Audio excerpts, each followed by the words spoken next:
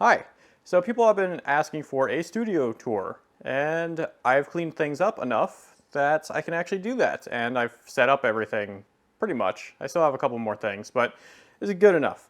Let's go.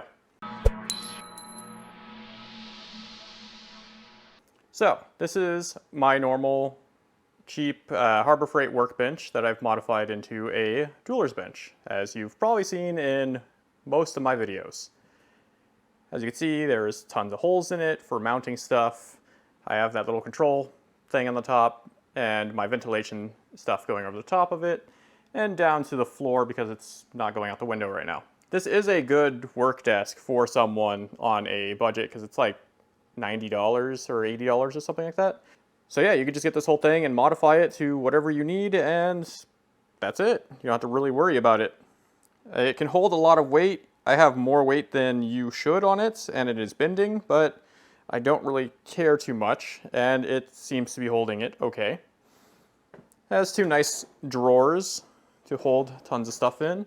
The only problem is you don't have any way of mounting a bench pin to it, so that's why I always had a piece of wood right here, which I don't know where it is right now, and I won't need it anymore. So underneath it, you can see I have a ton of tools.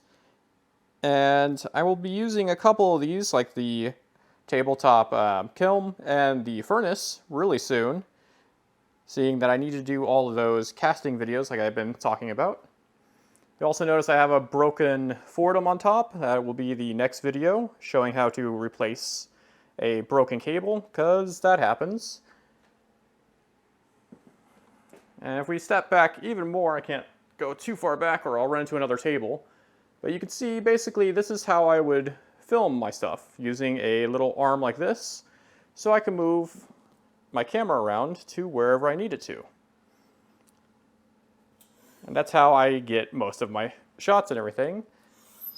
And it works pretty good, but I can get a lot of shaking from it because it's not the sturdiest thing in the world. I also have a tripod for when I need things to be completely still. So that's always around. And then I have these little quick connector things on them so I can switch them between the two. And then yeah, if you look on the ground over here, I have a vacuum caster and an old kiln.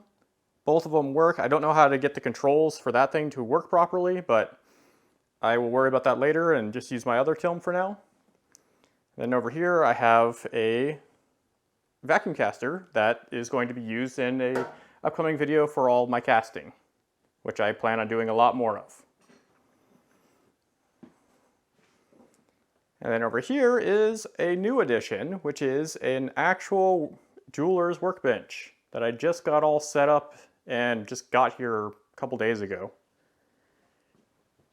So basically it has a catch area for any of your sawdust and metals or pieces you're working on. So instead of fishing them off the floor, you can just reach down there and grab them. And it keeps all of your materials together so you can save them and remelt them down. And it has a couple drawers that are just full of tools and my oxygen and acetylene setup and more lights, because surprisingly you need a lot of light when recording stuff where it just doesn't look right. So if we come over here, it's another little table that I can do other things on, like electronics and stuff like that, that I work on the side. I have these little buckets over here. That one's full of investment, which is the stuff for casting, to make the mold for it, or the investment that you burn out everything from and pour the metal into. And the one underneath it is just water, so it's a quenching bucket. Like I said, I'm getting real close to actually getting everything together to do the casting. And this box is full of wax, like just different types of wax and tools. I also have a fridge down here for some reason. I'm renting this place, so there's a fridge and pretty much a kitchen that I use just for working in. So I just have an ultrasonic cleaner over here, and then I have this, which is a steam cleaner that I got for $5. And it works pretty good. And then I got my tumbler and some tumbling stuff and stuff for cleaning up. All of these are filled with other tools, materials, and whatnot, and chemicals and all that stuff. And then I have all of my 3D printers that I've gotten for resin printing, starting with my little Photon Zero down here. So this is a nice little setup if you have multiples and you can just kind of place them on here. I did have to use some of my flooring to keep them on here because it would fall through the grates with the little feet. So here is just more storage, and then a bunch of prints from previous videos.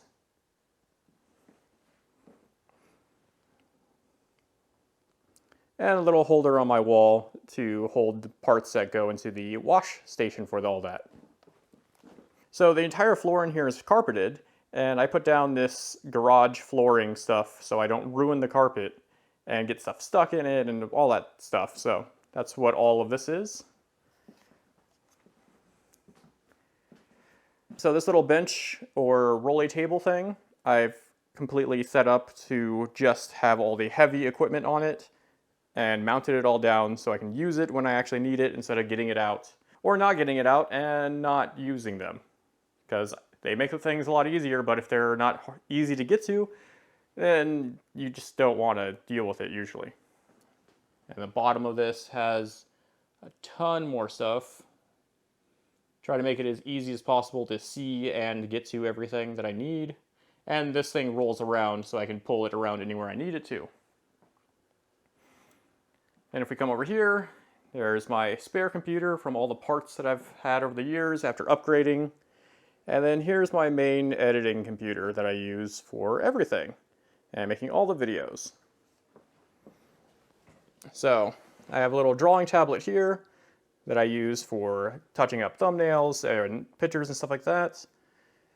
And then this is my last video I was editing. So I have a really large screen for editing.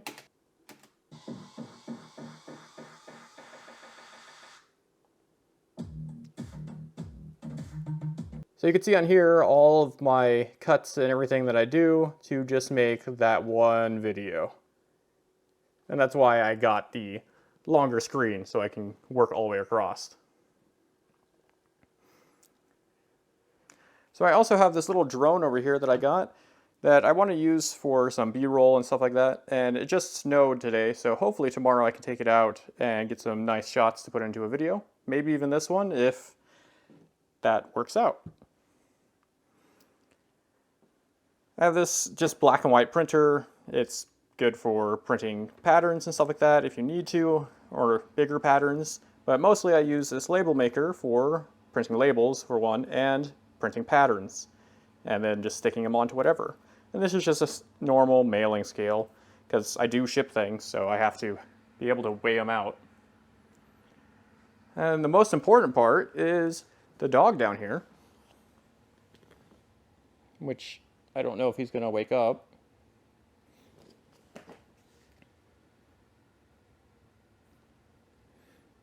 Hi.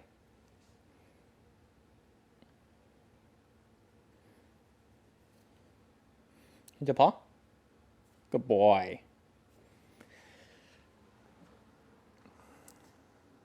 Yeah, that's pretty much it. It's a lot bigger of a space than I had before, and I know it's a bigger space than a lot of people have, but I'm trying to use it to the best of my ability.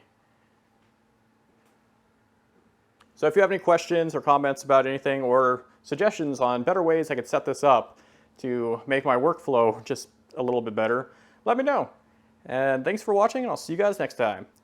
Bye.